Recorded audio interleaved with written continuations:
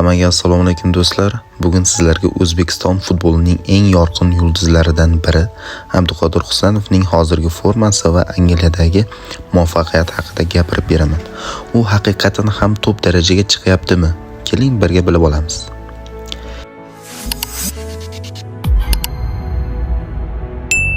Yilga kelib Abduqodir Husanov Manchester City safida tobora muhim futbolchiga aylanib bormoqda.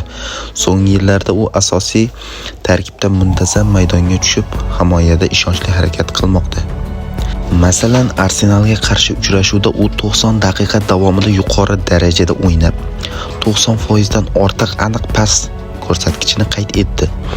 Bu esa uning nafaqat himoyada, balki o'yinni qurishda ham muhim rol o'ynayotganini ko'rsatdi.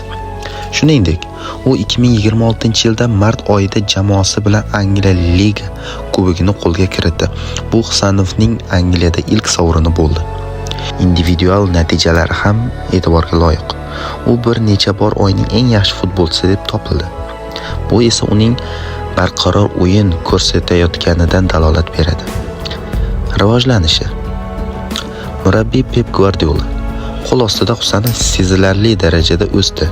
U tezkor, sovuqqon va zamonaviy himoyachi sifatida Yevropa futbolida o'z o'rnini topib bormoqda. Demak, shaxsiy hayotiga ham to'xtalamiz.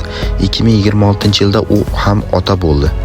Bu esa uning hayotdagi yangi bosqichni boshlab beradi. Demak, xulosa. Bugungi kunda Husanov nafaqat O'zbekiston, balki Yevropa futbolida ham e'tibor qaratayotgan yosh futbolchilardan biri. Agar shu tempda davom etsa, yaqin yillarda unda yana katta yutuqlar kutishi mumkin. Agar sizga video yoqqan bo'lsa, like bosishni va kanalga obuna bo'lishni unutmang. Siz Husanov haqida qanday fikrdasiz? Izohlaringizni yozib qoldiring.